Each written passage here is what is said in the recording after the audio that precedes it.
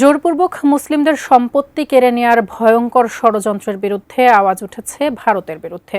ভারতে বিতর্কিত ওয়াকফ সংশোধনী বিল বাতিলের দাবিতে বিক্ষোভ এবং প্রতিবাদ কর্মসূচি পালন করেছেন সংখ্যালঘু মুসলিম সম্প্রদায়ের সদস্যরা।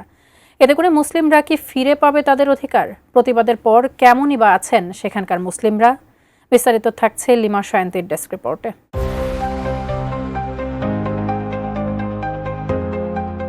ভারতে ওয়াকফ সংশোধনী বিল ঘিরে বিক্ষোভে উত্তাল রাজপথ। প্রতিবাদে রাস্তায় নেমেছেন মুসলিম সম্প্রদায়ের হাজারো মানুষ। ধর্মীয় সম্পত্তির ওপর হস্তক্ষেপের অভিযোগ তুলে তারা পুড়িয়েছেন কুশপুত্তলিকা। 4 এপ্রিল দুপুরে বিক্ষোভে উত্তাল হয়ে ওঠে কলকাতা, চেন্নাই ও আহমেদাবাদ সহ ভারতের বিভিন্ন শহরের সড়কগুলো। এতে অসংখ্য মানুষ ভারতের জাতীয় পতাকা হাতে নিয়ে এই প্রতিবাদ কর্মসূচিতে অংশ নেন। সেদিন তাদের হাতে নানা ধরনের প্লাকার্ডও দেখা গেছে, যেখানে লেখা ছিল ওয়াকফ সংশোধনী মানছেন না তারা, আর তাই যত দ্রুত সম্ভব ওয়াকফ বিল প্রত্যাহারেরও দাবি তাদের।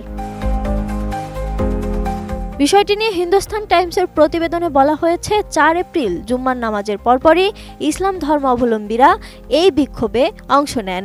এদিন কলকাতায় প্রতিবাদের বহর ছিল অনেক বড়। গুজরাটের আহমেদাবাদেও এদিন ওয়াকফ সংশোধনীর বিরোধিতায় পথে নামেন ইসলাম ধর্মাবলম্বীরা। বিশ্বমানের থার্মিক্স রড, সালাম স্টিল থার্মিক্স, দেশের একমাত্র থার্মিক্স রড। সেখানে আন্দোলনকারীদের ওপর পুলিশকে চড়াও হতে দেখা গেছে। ওয়াকফ সংশোধনীর প্রতিবাদ জানিয়ে প্রবীণরা রাস্তায় বসলে তাদের জোর করে তুলে দেওয়ার চেষ্টা করতে দেখা গেছে গুজরাট পুলিশকে। এদিকে চেন্নাইয়ে কেন্দ্রীয় সরকারের ওয়াকফ বিলের প্রতিবাদে রাজ্যব্যাপী প্রতিবাদের ডাক দেয় অভিনেতা বিজয়ের নেতৃত্বাধীন রাজনৈতিক দল তামিলাঙ্গ বেত্তরি কাজাগাম টিভি। এসব কর্মীরা শুধু চেন্নাই নয়, সেই সঙ্গে তামিলনাড়ুর অন্যান্য বড় শহরেও বিপুল মানুষের সমাগম ঘটান তারা।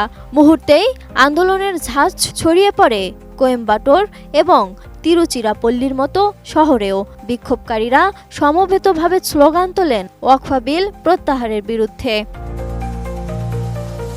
বিষয়টি নিয়ে পশ্চিমবঙ্গের মুখ্যমন্ত্রী তৃণমূল কংগ্রেসের মমতা বন্দ্যোপাধ্যায় ঘোষণা করেছেন, বাংলার মুসলমানদের অধিকার ক্ষুণ্ণ হতে দেবেন না তিনি। জাতীয়ভাবে বিজেপির প্রধান বিরোধী কংগ্রেসকেও এই বিলের তুমুল বিরোধিতা করতে দেখা গেছে এবং তারা বিজেপির বিরুদ্ধে বিভাজনের রাজনীতি করার অভিযোগ তুলেছে। আমরা কোনোভাবেই কোনো মতেই এটা মেনে নেব না।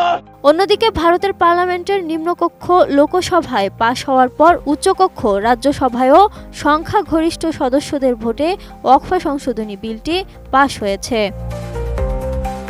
ভারতীয় সংবাদ মাধ্যমগুলো বলছে, দেশটির লোকসভার পর রাজ্যসভাতেও বিতর্কিত ওয়াকফ বিল পাশ হয়। আইন অনুযায়ী মুসলিম সম্প্রদায়ের দান করা ধর্মীয় শিক্ষা ও সেবামূলক কাজে ব্যবহৃত সম্পত্তিকে ওয়াকফ বলা হয়। এগুলো বিক্রি বা হস্তান্তর যোগ্য নয়। নতুন বিলে ওয়াকফ বোর্ডে অমুসলিম সদস্য অন্তর্ভুক্তির প্রস্তাব করা হয়েছে। দেশটির সরকারের দাবি, এই সংশোধনী স্বচ্ছতা বাড়াবেন। Lima Sayanti, desk report, ATN news.